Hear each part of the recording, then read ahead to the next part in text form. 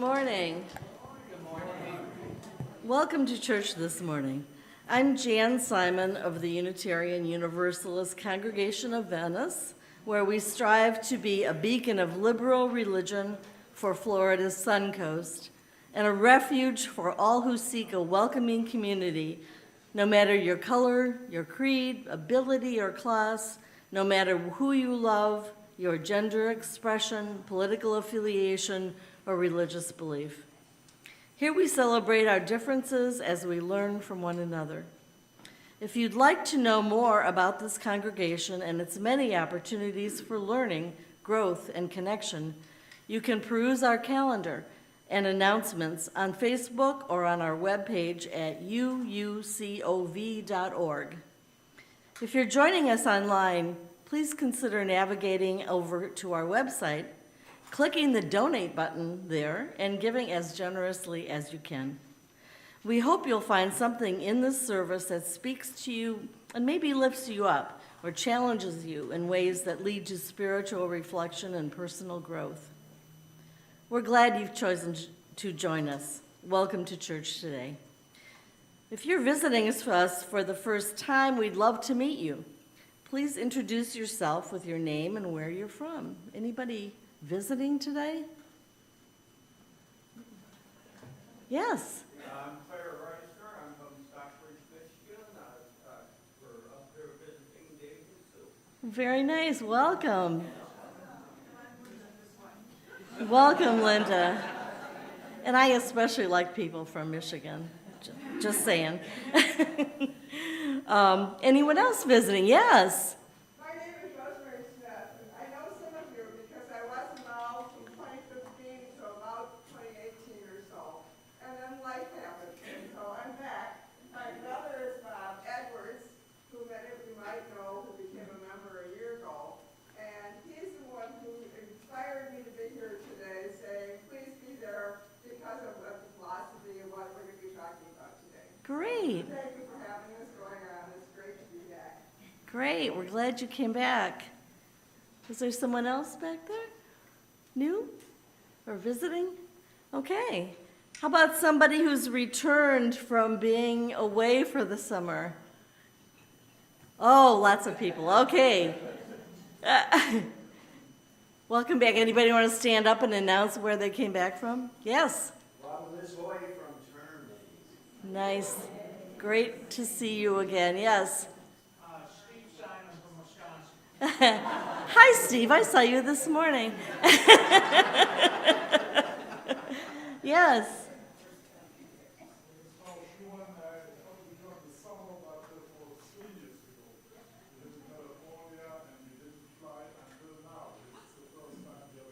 How'd it go?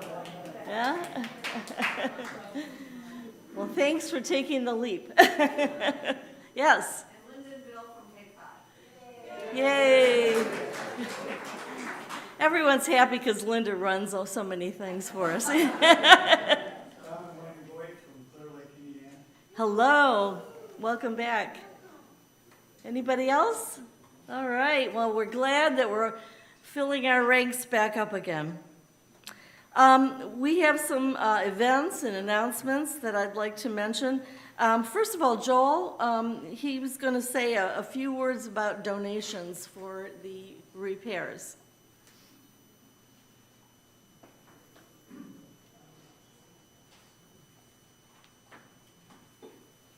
I just want to make a short announcement. I hope you've all read a little blurb I put in the last connection that you got.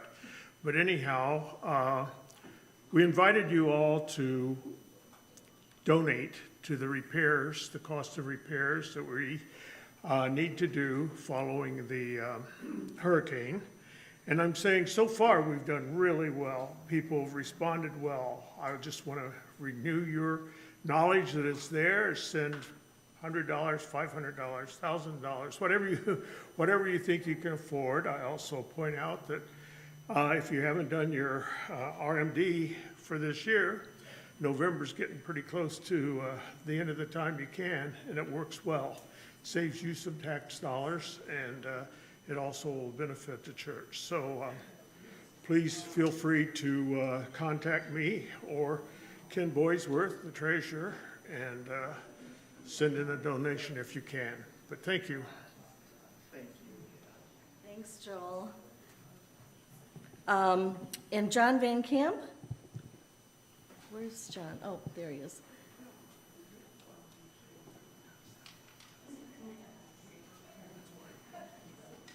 Good morning. I'm John Van Camp, and I'm with the nominating committee that's chaired by Judith Parker. Judith, you want to stand? Because I'm going to point you out a little bit later.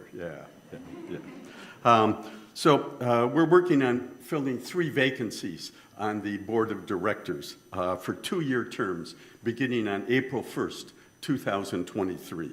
The 3 vacant positions that will be up at that point in time, one is the position of the vice president, second, the position of the secretary, and third is the trustee position. So each of these positions has an incumbent in them, and we're going to be asking the incumbent if they would like to have another 2-year term. But we're also asking members of UCOV, okay, if you're interested in filling one of these positions. And if you are, please let Judith know fairly soon because we're putting together the slate now. In addition to these 3 trustee positions, there are 2 positions in the nominating committee for next year, whose work will begin in the fall of next year. But we are soliciting now people who are interested in being on the nominating committee. Again, please let Judith know. In the end, the nominating committee will present a slate to fill these 5 positions for approval at the March 2023 annual meeting. Thank you. Thank you, John. A couple more announcements. One, the grief group will start again Wednesday, November 9th at 10:30 in Waters Hall. So if anyone is interested in attending that, I'm sure that you will be very welcomed. If you haven't received a reminder email about Reverend Amy's Build Your Own Theology class, please let Kathy Avery know. Also, Sunday, November 6th, after the service, the board will be hosting a congregational conversation at 11:15, and this will be information most likely about the search. The next announcement is about our Halloween party tomorrow, which is really an excuse to get to know Reverend Amy better. Please bring a dish to pass and your tableware, which means your knives and forks and spoons and a plate or bowl. And it is at 5:30, so please note that time because there was a discrepancy in something that said it was earlier. Costumes are encouraged. Where is it? It's here. Thank you. Yeah. Also, if you are interested in signing up for Thanksgiving dinner organized by Pam Palmer, please do so today because there's only a few spots left. So, Where will that be? that's at Rosebud. Is that what it's called? Rosebud, you'll order from the menu and pay your own. Pay your own way. Bring money. Bring money and forks. Okay.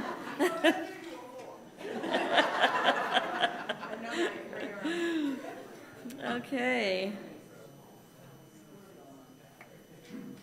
Lisa?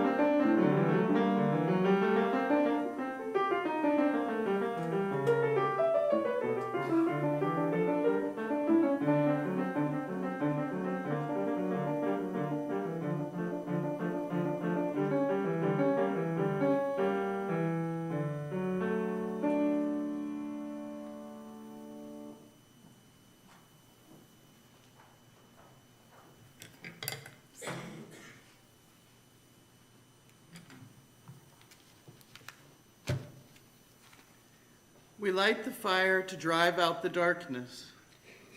We light a fire to welcome the darkness in. We light a fire to make a path before us. We light a fire to burn away the path behind. We light this chalice and know that the flame shines on what is, what has been, and what is yet to be.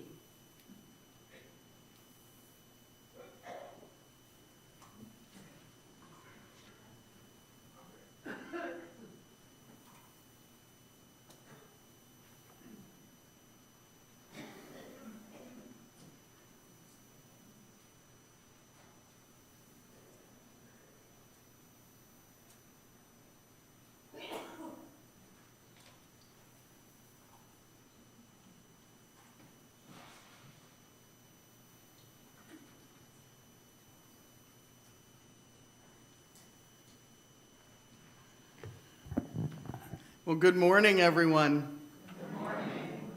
I'm Reverend Amy Petrie Shaw. My pronouns are they or she, and we're gathered here today on land that is the traditional territory of the indigenous Calusa people.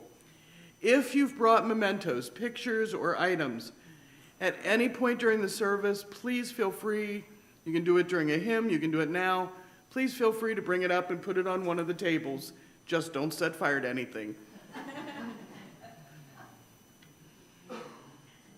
Life is a brief interval between birth and death. May we celebrate that interval with joy. May we sing the song that belongs to us. May we act as if our very life is dependent on it, for it is. Welcome into this place where we come to celebrate and to sing together. Come, let us worship here together. Please rise in body or spirit. Our gathering hymn this morning is number 389. Gathered here, we're going to do it 3 times through. We're not brave enough to be around, but we're going to sing it straight through 3 times through.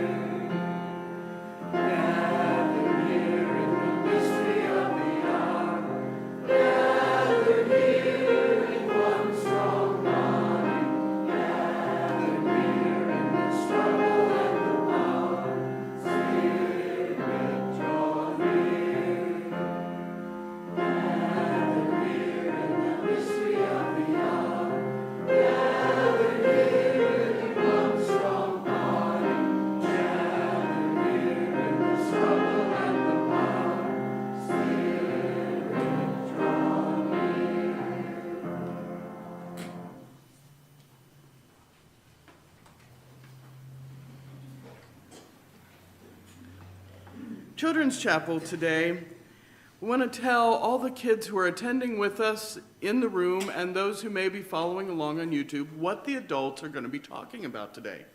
So here's what we're talking about. We all know it's Halloween. America has Halloween stuff all over the place. And so today we're talking about something we don't like to talk about a lot, which is death and being dead. But mostly what we're talking about is the fact that we're not good at talking about death and what death means, because it's not like it used to be in the old days. Now, when I was a little kid, it had already changed, but when my grandparents were kids, so 1903 for my granddad, you might be born at home, and some people still do this, but you might also die at home and have your funeral there at home. And we were pretty comfortable with that all over our country. It wasn't scary or weird. And if you were a kid and your mom or dad or your grandma or grandpa died, they would lay you out at home on a table so everybody could come and see you. And you'd have pretty flowers and maybe a sheet of you, but it wasn't scary. It was just grandma or grandpa. And it made it easier for all of us to understand that just because they were dead, they weren't gone, and they weren't not important. So today we're going to be talking about the fact that all the people that died before us are still important in our lives. They're still part of who we are. They're still part of our story. And we do things like make an altar like this to help us remember, at least once a year, to really think about the people that we've known and loved who've gone on before and have now died. So that's what we are talking about today. And I'd love if you all could help me sing the children out with the Reeb Children's Benediction.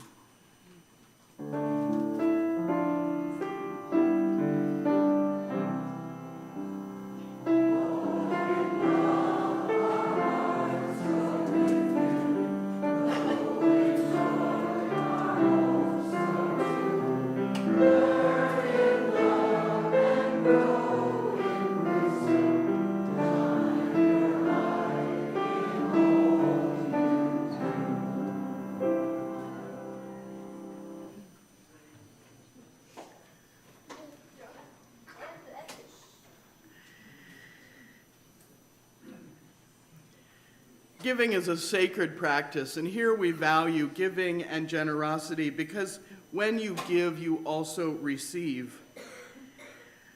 My offering words are always given with levity because giving should happen with a smile. Giving shouldn't hurt. A man moved from Minnesota to open a new business deep in the heart of Florida. And his friends back home told him they'd be sending flowers for his business opening. But when the huge bouquet arrived, he was dismayed on reading the enclosed card, which read, "You have our deepest sympathy." While puzzling over the message and actually starting to get angry, his telephone rang, and it was the florist. And the florist was almost in tears. They said, "There was a terrible mix-up. We've sent you the wrong card and the wrong arrangement."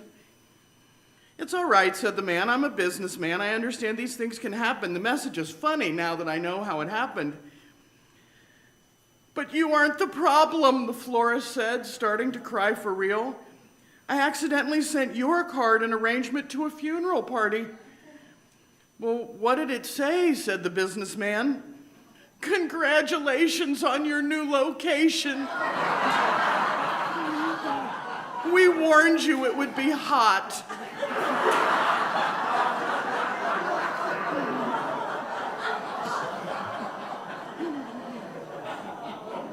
I'm so sorry for my youth. So that we might keep our own air conditioning on, the morning offering will now be given and gratefully received.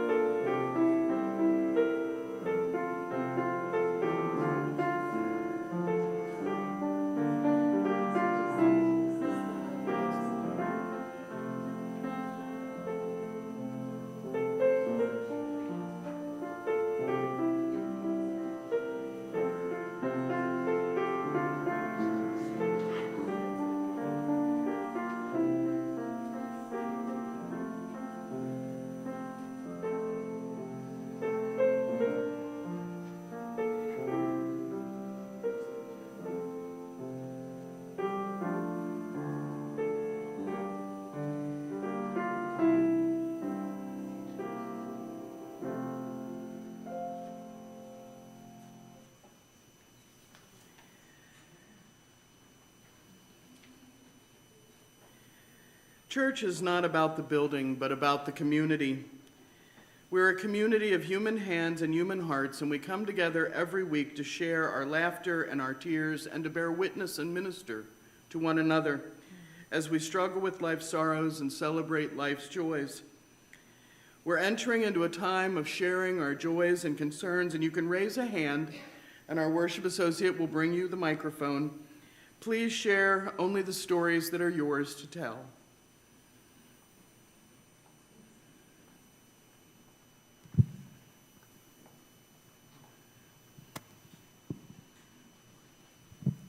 Jean and John here. The celebration is that the middle of next week, we are going to California to see a generation of our adult children and the young generation of 4 grandchildren. The sorrow is we feel like your family here, and we are really going to miss celebrating Sundays, other events that are happening, but we will come back in December. Thankful for that. Thank you, Jean. Hi, I'm Palma Merkel, and promise I won't cry this time. Our grandson is celebrating his bar mitzvah on Saturday, so we are flying up to New Jersey to celebrate that day with him and the whole family.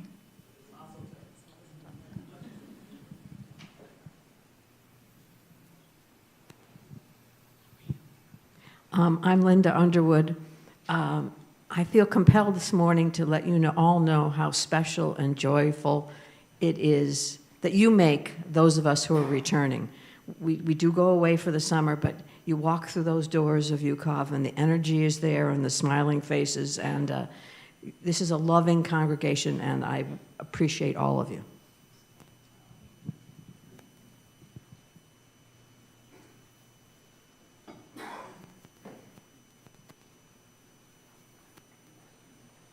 Someone over here had a hand. Ah,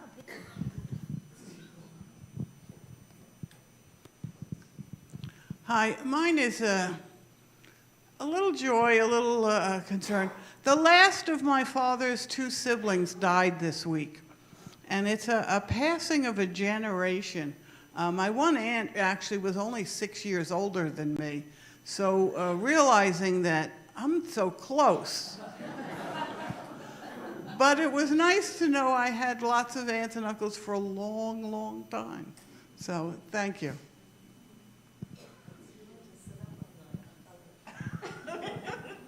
I know a few of you know, but most of you do not. I took Bev to the hospital on Thursday, and she's at Sarasota Memorial Hospital up in Sarasota. If everything goes as planned, she will have a pacemaker inserted tomorrow. But other than that, then she'll be back in business with you all. Thank you.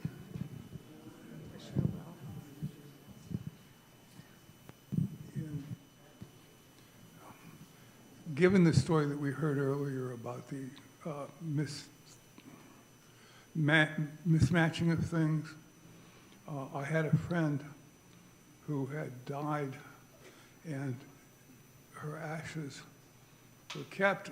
They went to her daughter, who was going to put them into the ocean.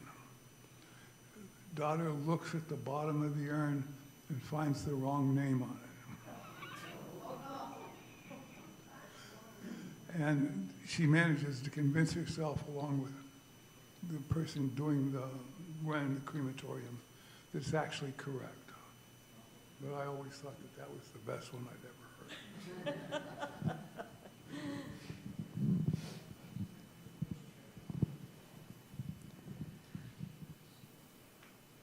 We are getting ready to vote, and we really need leaders who are serious about climate change. So if you've heard some of the recent studies and stuff that have come out that have talked how precarious our situation is, I would very much encourage you to vote for people who stand for climate change, for action on climate change, to help us understand better what we need to do and to lead us in the right direction. Thank you. Anybody else? Oh, you're coming. I always look forward to your comments, Rosemary. Well, I'm certainly all for climate change, and I would like to say that the climate in my apartment is changing. They're finally putting in a roof.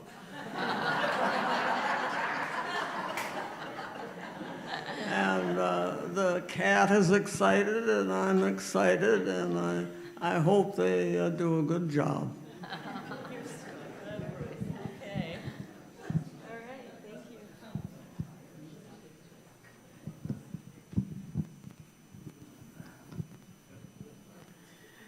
Well, I've got one that I was hoping Nancy would share, but since she didn't, Nancy is going to be having a new grandbaby, and it's going to be a boy. We're very, very excited.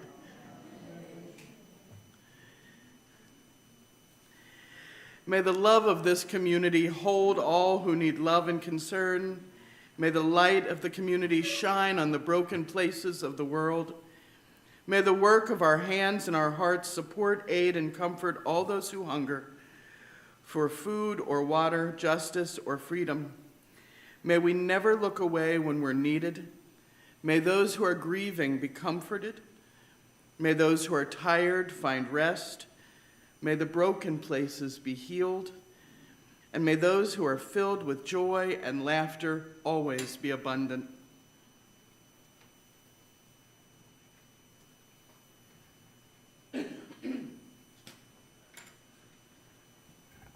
This is our first reading, and it's called My Father's Things, written by Ken Nye.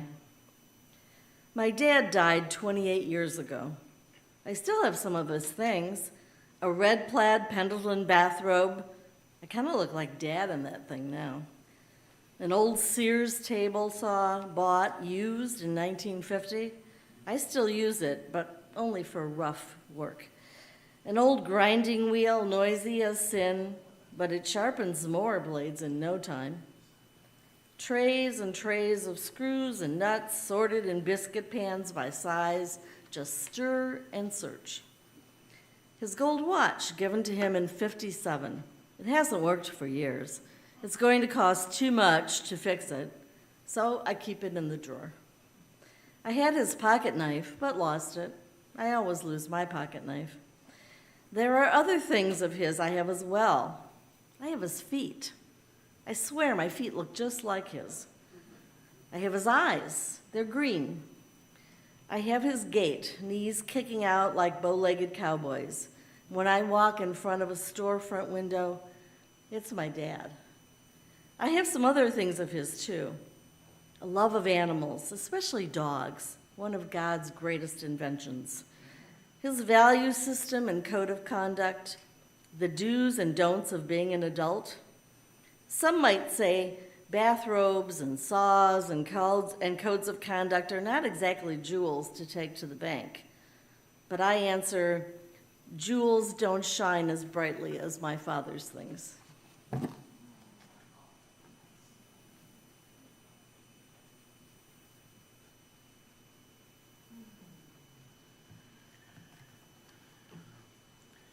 With those words in mind and thinking about the things that you too have inherited from those who came before you, please join me in 1 minute of silent meditation, thought, or prayer.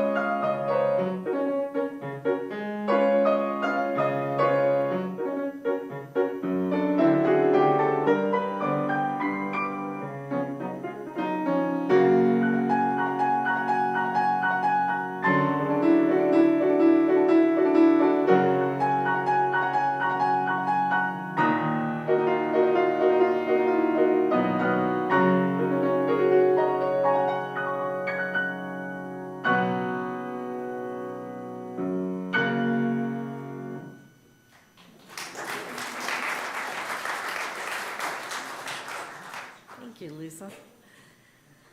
Our second reading is actually a litany of remembrance. So I'm going to read a statement, and then after each statement, I ask you all to say, "We remember those who came before." I light candles at the church, and if possible, visit graves. I take flowers and say a few words that express gratitude for everything they have taught me. Sometimes I draw a picture and leave it. If I can't make it out to the cemetery, I play their favorite songs on the piano. We remember those who came before. I am an artist whose ancestors came to America from far away long ago. I honor them through my work. Remember those who came before. When I look at the forests and the trees, when I see the faces of my own grandchildren, when I hear my own heartbeat, I remember. Remember those who came before. I am human. I tread lightly on the earth. I work to preserve my planet for those who will come after me. We remember those who came before. I make the food my grandparents ate, using recipes written down in their old recipe books and cards. I cherish the little things that made up their daily lives. We remember those who came before. I place rock in the garden to honor those who have died. I use those rocks as touchstones, prayer beads, to remind me as I work. We remember those who came before. I go to church or temple. I go to my meditating place. I go to where I am most myself, and I speak with the divine as I understand it. Remember those who came before. I make the time to sing the songs and dance the dances my people knew. Remember those who came before.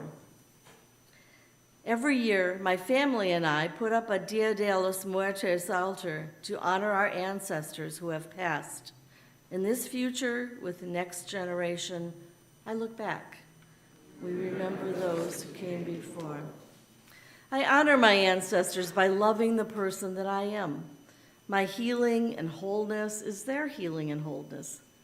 My right action is their right action. Because I am, they are. Remember those who came before.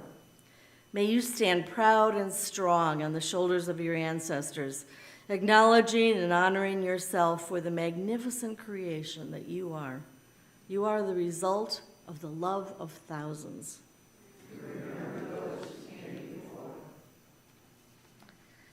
Our next hymn is number 1. May nothing evil cross this door.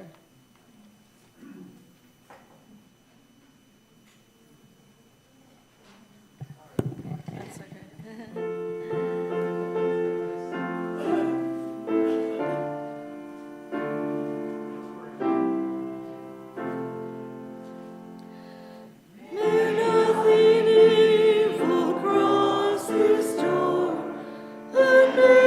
Fortune never bright.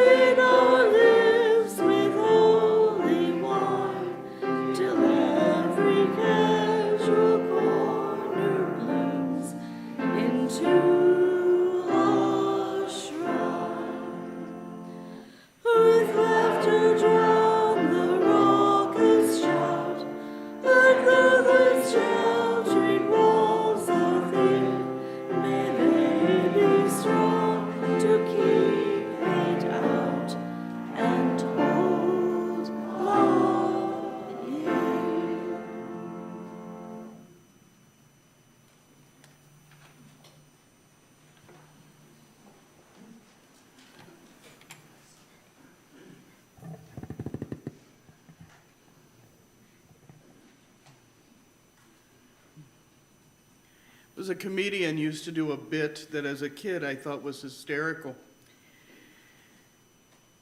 He said, you know, people walk by a coffin and go, oh, look at that, don't they look like themselves?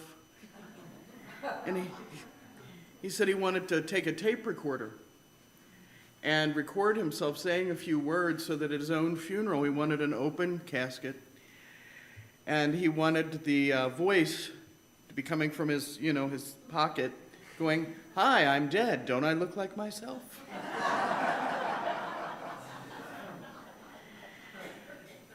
You know, as Americans, we've gotten a little detached from death. Up until the 40s, all over the world, death was just a part of life. My grandfather was born in 1902. He was born at home. He died at home. You got laid out at home. A lot of times you'd shoo the kids out of the room, but you know, they'd be there poking their head around the corner while the body got washed and cleaned up. Somebody'd be out in the kitchen cooking the things for the party or the wake. Maybe the burial society was there cleaning the body. You didn't just get whisked away to some funeral home. You were still part of your community. And if you had a wake or a party where your life was celebrated, they told the stories. Sometimes a lot of whiskey was had, sometimes cards were played. Sometimes it was very somber and serious, but we knew the shape under the sheet. And we knew that one day our story would end the same way. We were interested in what was happening because it was going to happen to us too. So it behooved us to understand it. Death was the great equalizer. Dr. Thomas Hendricks wrote, "We humans are storytellers. Indeed, that proclivity is a distinguishing feature of our species." He says, "Our stories are accounts that describe behaviors over longer stretches of space and time. Sometimes the stories feature ourselves in prominent roles. Sometimes they're about others. At times the accounts are fictional, even fantastical in character. But whatever their setting or source, stories serve to capture the attention of the listeners. They make imagination external and thus collective. They illustrate the perils of existence as well as the rewards of properly conducted behaviors. In part, we tell stories to alert others to pertinent goings-on. The other part of our attention is to reaffirm our own status as a person worth noting, who has wisdom to offer our listeners. But those stories, those essential stories, they don't start when we come onto the scene, no matter how much we want to believe that. And they certainly don't end when we exit stage right.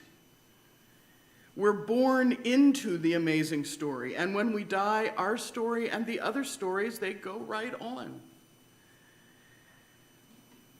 With the modern American cultural practice of trying to keep death safely away, safely trapped somewhere in a hospital or a funeral home, we've also made death and dying and the dead something that's not part of our life. We've lost the willingness over much of our culture to actively coexist with those who have died.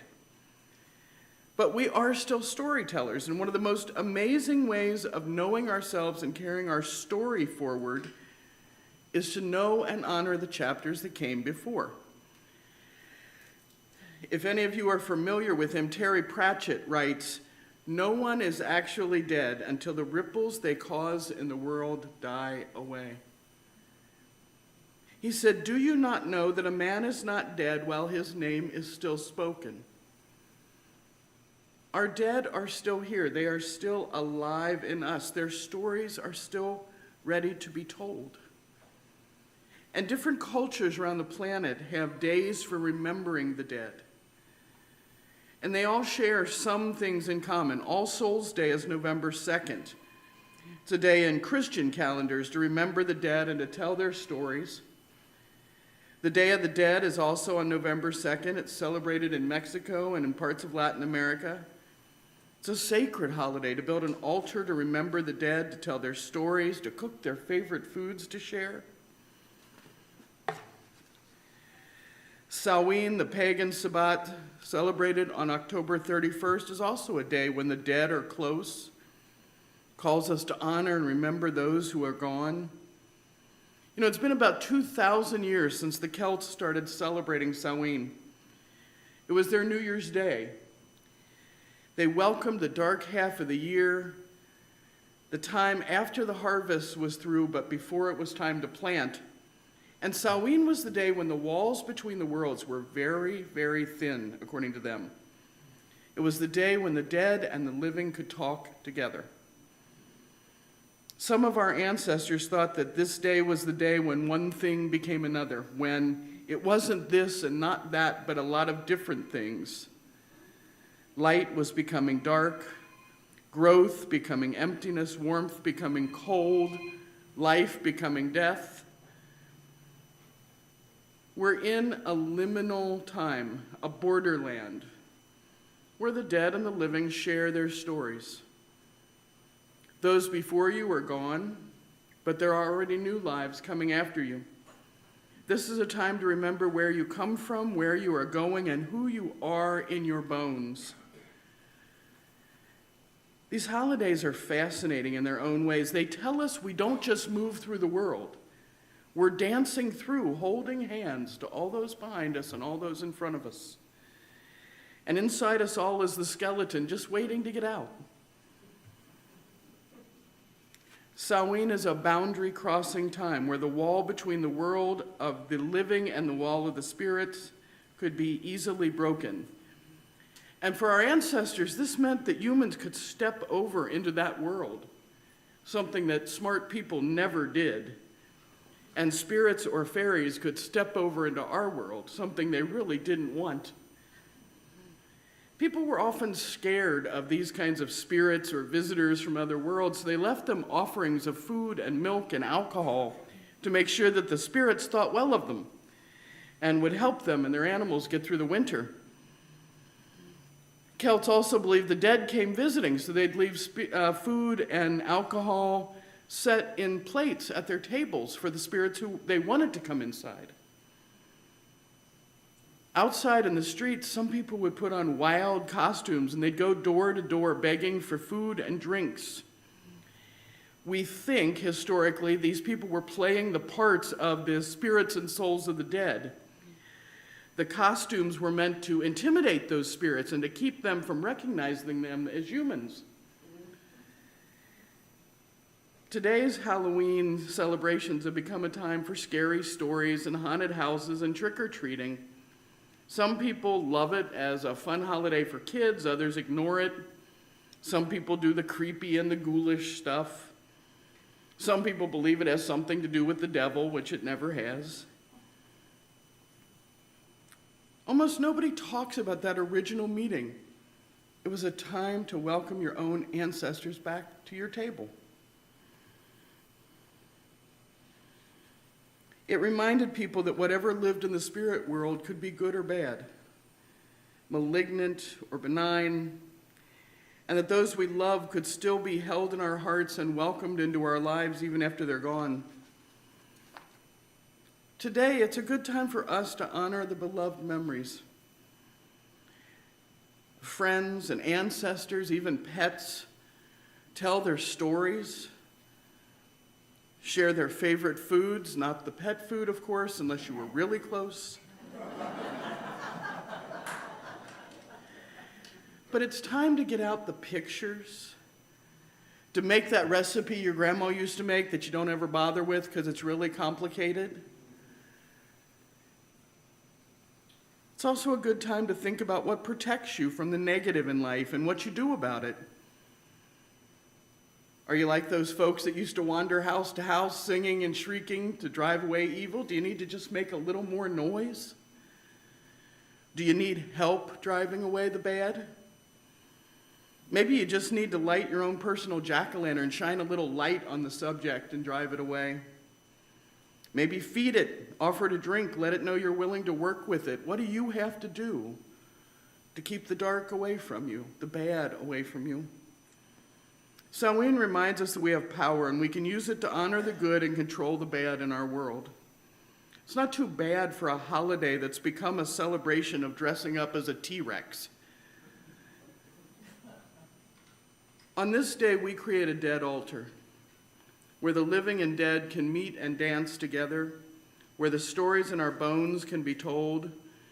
Now at home, do you have to do something like this? No. You could cook somebody's favorite food and have it for lunch. You could put on a splash of your mom's favorite perfume or your dad's cologne. You might add some fresh baked bread, some sweet things, a bottle of wine. Maybe just light a candle. This is our altar today. It's a focal point. The ritual and the sacredness come from the sharing you do, not from anything outside.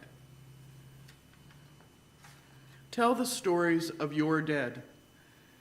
Share who they were and are. Speak their names. It's not time for their ripples to die. Recognize that you are part of a dance. Look at the hands you are holding. If you don't want an altar, you don't have to have one. Just cook the dinner. The altar's only there to make you think, to slow down and work your way through the process of remembering. Decorate it or don't, but talk to your dead. Invite your friends or family. Tell the funny stories. Bring out the preserved wedding dress and the stored golf clubs, the faded picture books. Do this as living ritual. Suspend your disbelief in your sophistication for one day. Let the door swing open wide between the living and the dead. Enter into the borderland and look at yourself. Who are you in this story? What parts of you have died that you need to reconnect with? What new life do you need to encourage? What do you need to let go, and what's the makeup you need to wipe away? What covers your truth? And when you're done, return to the world of the living and start the dance again. Through us on this day, the dead live and they are beautiful, so welcome your ghosts. And then go out and support the people and the cultures that you come from.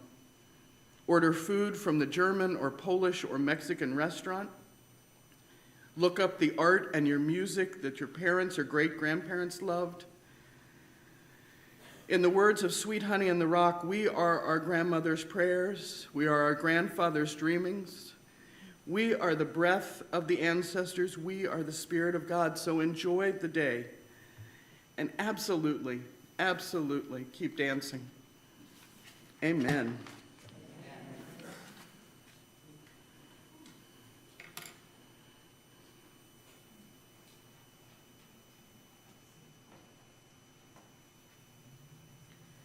Please rise in body or spirit. Our final hymn this morning is number 131, Love Will Guide Us.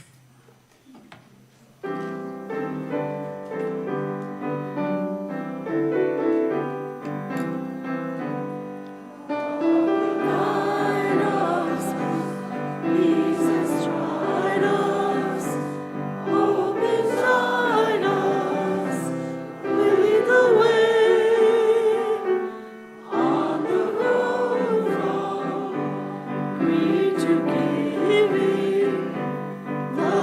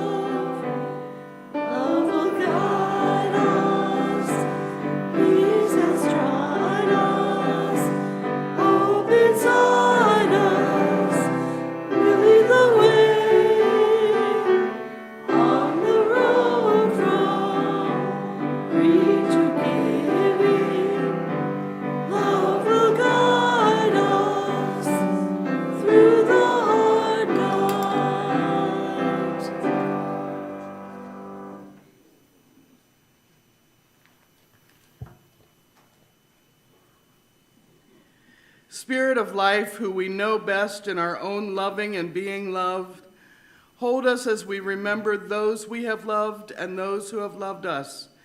May our gratitude sparkle in our lives. May our tears lubricate our souls. Help us to know that we are not alone in our grieving. Help us also to come to that peaceful place in which we can take what we've learned from those who have gone before into our own lives.